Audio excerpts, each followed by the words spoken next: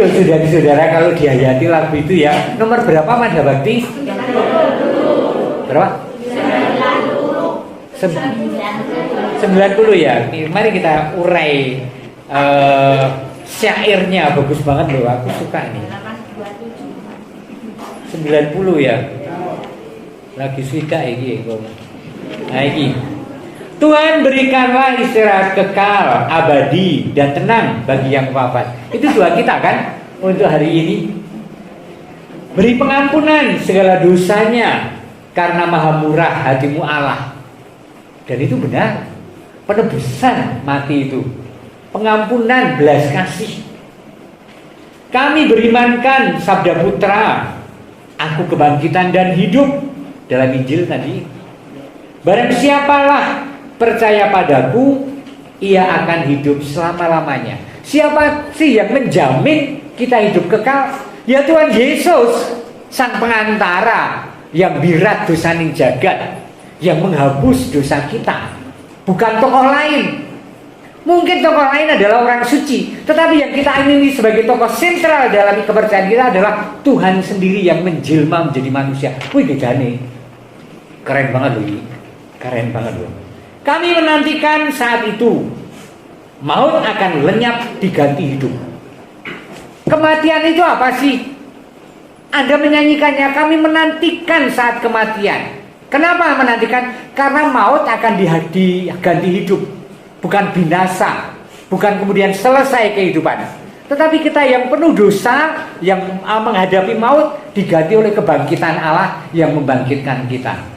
Oleh tokoh sentrum tadi, Yesus.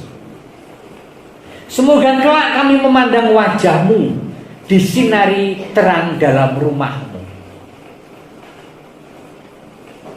Bagaimanakah nasib orang yang sudah meninggal? Disinari terang rumah Allah, memandang terang benderang dan menjadi bagian dari keluarga Allah di surga. Kenapa menjadi begitu optimistik? Ya karena kita beriman pada Yesus yang menebus dosa.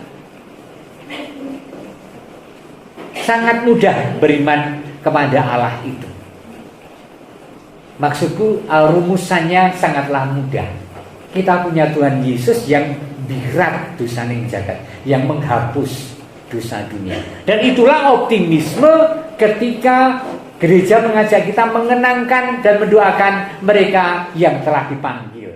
Maka saudara-saudara, ini bukanlah pesta kesedihan kenangan itu, tetapi syukur bahwa Allah itu telah memilih dan dengan mengorbankan anaknya untuk menebus dosa, saudara-saudara kita bahagia dalam kerajaannya. Tentu saja ada proses, ada tahapan orang mengalami kebahagiaan sempurna. Maka gereja Katolik juga mengenal tentang api penyucian, ya kan?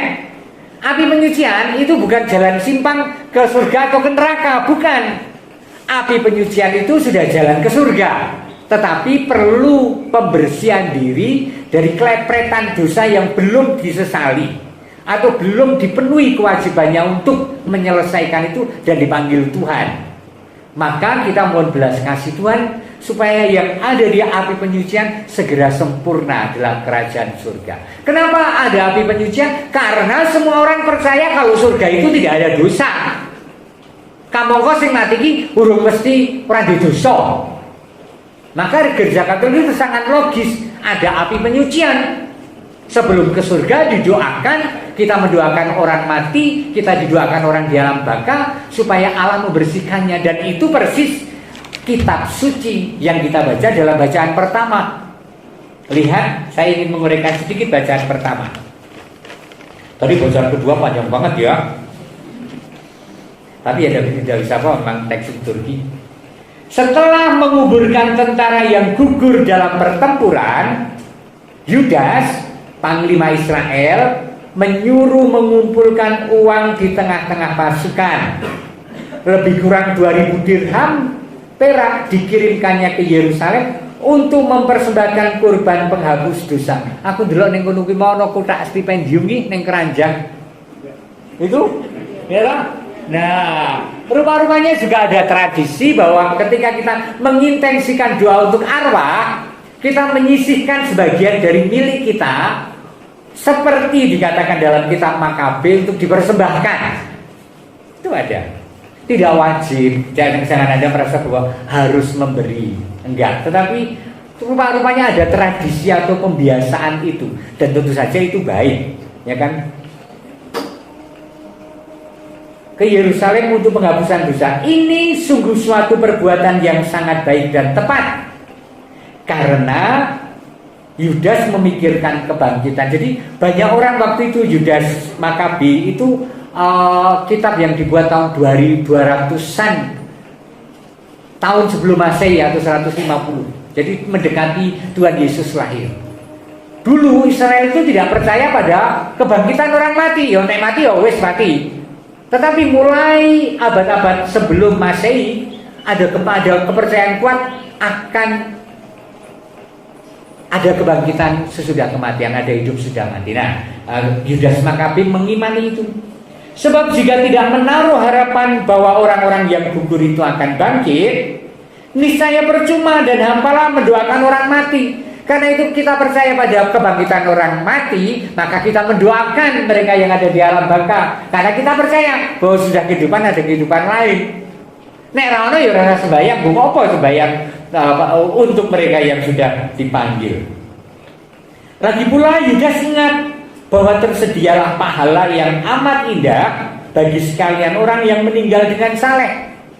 Wong saleh pasti diberi Tuhan Tuhan. Yudas percaya itu.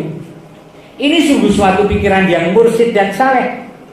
Dari sebab itu disuruh nyala mengadakan korban penebusan salah untuk semua orang yang sudah mati, supaya mereka dilepaskan dari dosa mereka. Kita merayakan Ekaristi, korban penebusan oleh Tuhan Yesus. Ada mempersembahkan bunga, ada mempersembahkan itu tadi yang amplop-amplop persembahan, dan kita mendoakan untuk mereka yang telah dipanggil Tuhan. Supaya apa? Supaya kita mendesakkan Tuhan mereka dilepaskan dari dosa. Tradisi yang bagus ya, yuk kita hidupi dengan sukacita, bukan dengan kesedihan tentang kematian, tetapi optimisme. Dan kita juga menimba hari ini bahwa oh iya awake dhewe sesuai ya mati sebule. Kita itu nanti ya mati. Nek mati ngopo? Ya seneng wae lah. Rela seneng iki mergo lara. Nek mati ini oke ra apa-apa ya. Besok kalau kita mati oke ya. Oke? Tenin. Puji Tuhan, haleluya. Amin.